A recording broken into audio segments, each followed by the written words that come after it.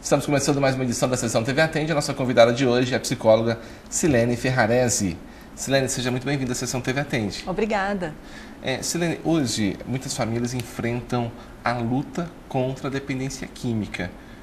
Mas como que elas percebem que isso está na família? Geralmente, a gente constata que existe um período longo até que a família realmente tenha certeza, se aproprie dessa informação de que o seu filho, a sua filha ou algum parente mais próximo está fazendo uso. Em média, a família ela leva 8 anos para chegar nessa conclusão. 8 anos? 8 anos. Então, a gente pode ter certeza de que existem aí envolvidos alguns processos de negação. Negação do papel daquele pai perante a criação daquele indivíduo, negação da imperfeição daquela família. E qual é o problema disso? É que por se tratar de uma doença, e uma doença progressiva, quanto maior for o tempo que a família levar para descobrir que alguém está fazendo uso de alguma substância psicotrópica, o dano pode ser maior. E como a pessoa começa a mudar essa cabeça, começa a mudar essa visão para ter essa percepção? Então, a princípio a gente precisaria considerar que a família tenha algum contato mais íntimo, mais próximo com essas pessoas para dar conta de perceber que alguma coisa no comportamento daquela pessoa está mudando. Existem vários indícios, embora nem todos possam refletir a realidade, uma realidade que pode ser dita, que se encaixe no perfil de cada pessoa que faça uso. Por exemplo, um comportamento mais irritado, mais agressivo ou mais introspectivo, a pessoa vai se isolando, ela pode trocar de amigos, né? Ela pode apresentar vários sinais que demonstram que houve uma modificação no comportamento, né? Então, se a gente conhece o filho, o irmão, enfim, o cônjuge, e a gente percebe que ele era de um jeito e depois ele se tornou diferente, começou a agir de uma forma diferente, e há alguma suspeita, seria interessante dar uma pesquisada mais a fundo para tentar entender o que é que está acontecendo ali. Percebeu essas alterações, como agir? Como conversar? Como buscar ajuda? É um desafio? Tem aquele momento, não é isso, como que a família deve se propor a ajudar? É bem complicado porque cada família ela costuma reagir a seu modo. Toda família ela tem uma forma de resolução de problemas, então ela vai agir dentro daquele padrão. Alguns vão bater, outros vão brigar, outros vão agredir de alguma outra forma, vão proibir, vão castigar, enfim. Outras vão tentar conversar. O adequado mesmo é se buscar ajuda profissional, visto que isso é uma doença. Se você descobre que o seu filho está com alguma doença, né, física, o seu primeiro movimento é buscar ajuda no profissional de saúde. Da dependência química, por se tratar de uma doença, a mesma coisa. Há necessidade de se buscar ajuda junto a um psicólogo, junto a um psiquiatra, enfim, para você começar a entender qual é o grau de envolvimento dessa pessoa com o uso de substâncias. É inicial, ele já é moderado, é severo, alguns casos são passíveis de internação, embora não todos, né? E aí a gente poderia dizer que plana um engano muito grande da família, porque às vezes a família ela se desespera a princípio, então ela pensa, eu vou internar essa pessoa que está fazendo uso e tudo bem, tudo vai se resolver. Passados aquele período de internação, eu vou retirar um indivíduo novinho, outra pessoa, e as coisas não funcionam bem assim. Principalmente quando a gente pensa a família como uma grande engrenagem que toma parte no processo da doença e ela precisa também fazer parte do processo de cura, de saúde, né? Que na verdade a dependência química, depois de instalada, ela não tem cura, ela tem manutenção, ela tem controle. E aí, nesse sentido, a gente poderia pontuar que a família, muitas vezes, ainda que de forma involuntária, inconsciente, ela pode ser facilitadora ao uso. Então, a família também precisa buscar tratamento. Que é o codependente. Isso, mesmo porque quando a gente fala em codependência, a gente pensa numa família já adoecida, numa família que mudou todinho o seu modo de funcionar em função do uso daquele indivíduo.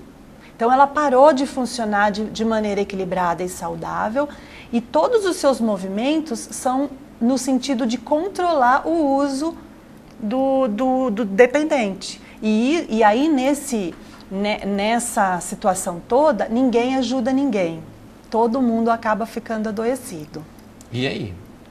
O que fazer? Precisa buscar ajuda. Precisa buscar ajuda psicológica, precisa buscar ajuda psiquiátrica, precisa buscar ajuda nos grupos de apoio, porque dificilmente nessa situação a pessoa dá conta sozinha. Ela precisa de algumas trocas de experiências, ela precisa sim de algumas orientações, até para ela se sentir mais fortalecida, para tomar as medidas necessárias e cabíveis, no sentido de se disciplinar aquela organização familiar, no sentido de se colocar limites, né? No sentido de se repensar a culpa que a família tem, né? As famílias são muito culpadas. Se eu dei tudo, eu sou culpado porque eu dei tudo. Se eu não dei nada, eu sou culpado porque eu não dei nada. Né? A gente vive num momento onde se tem muitos direitos, poucos deveres.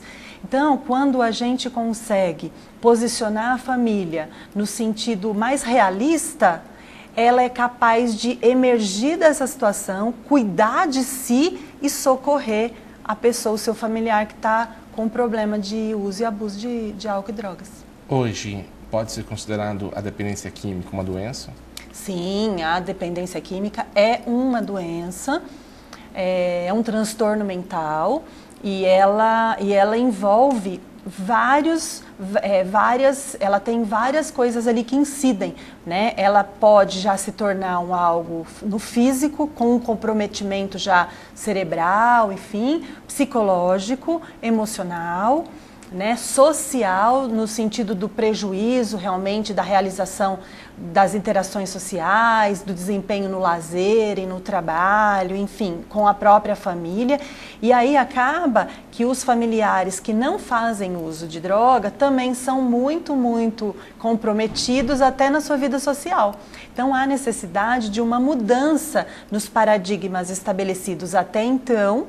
Por quê? Porque se a gente entende que daquela forma gerou, vamos dizer que aquela família ajudou a produzir aquela pessoa, de alguma maneira aquele funcionamento ele precisa ser alterado, né? Para que se remodele, para se reconstrua a família em moldes mais adequados. Mas é importante também que a pessoa que está passando por esse problema, por essa dificuldade, se aceite. Precisa ter, só que assim, tem alguns casos em que a pessoa ela tem muita dificuldade para perceber a necessidade, para admitir a necessidade de que ela precisa mudar. Do tipo, eu paro se eu quiser, eu não preciso de ajuda, eu tenho controle sobre isso. Na maioria das vezes, o que a gente vê é que não tem controle. É que realmente vai tendo prejuízos, e esse despertamento, ele só se dá quando vem as perdas. Quando a pessoa, ela alcança muitos prejuízos, mais prejuízos do que ganho com o uso. E aí é que entra o papel da família. Para a família ajudar a pessoa a perceber essa necessidade, de algo que às vezes o usuário sozinho não tem condições de perceber. A família tem que passar a mão, tem que aconselhar, tem que buscar ajuda. Como que a família vai agir nesse momento? Porque às vezes fica todo mundo perdido também, né? Então, vamos pensar o seguinte, o uso de droga sempre existiu, né? Ele é tão velho quanto o homem. Mas a dependência química não, o uso compulsivo não. O uso compulsivo é uma característica dos novos tempos. O ser humano sempre usou droga, mas nunca foi dependente dela da maneira como é. E a família também mudou. Então a família, às vezes, precisa resgatar alguns valores que no processo foi se perdendo.